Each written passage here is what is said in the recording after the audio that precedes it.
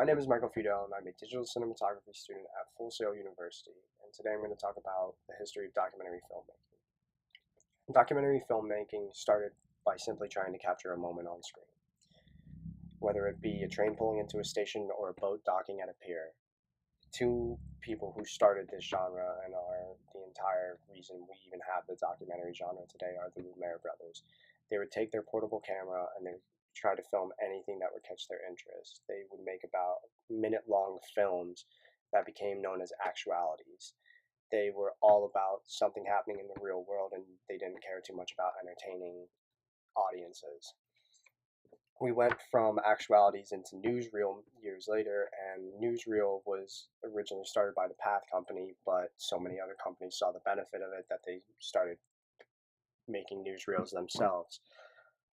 It's actually the predecessor to the modern day news of Fox, CNN, things like that.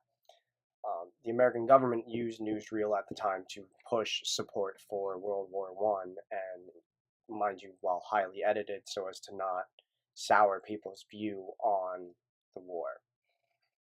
When we go from the newsreel, we talk about Robert Flaherty and his film The Nook of the North. The Nook of the North started as a promotional film for a French fur company, but it evolved into so much more and has become what a lot of people say is one of the greatest documentaries ever made.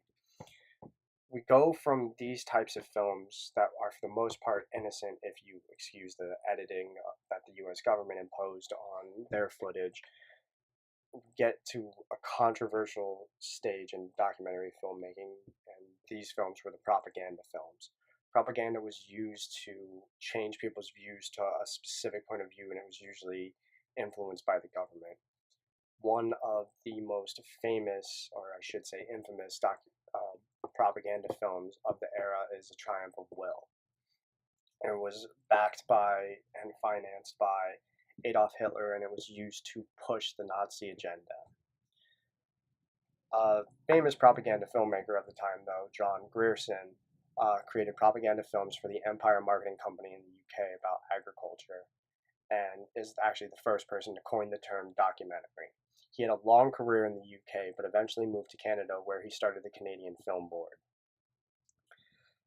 When we go from propaganda, we talk about the complete opposite style of film, and that was cinema verite. Verite was the cinema of truth. It believed that the filmmaker should be a fly on the wall and should not influence the subject matter whatsoever.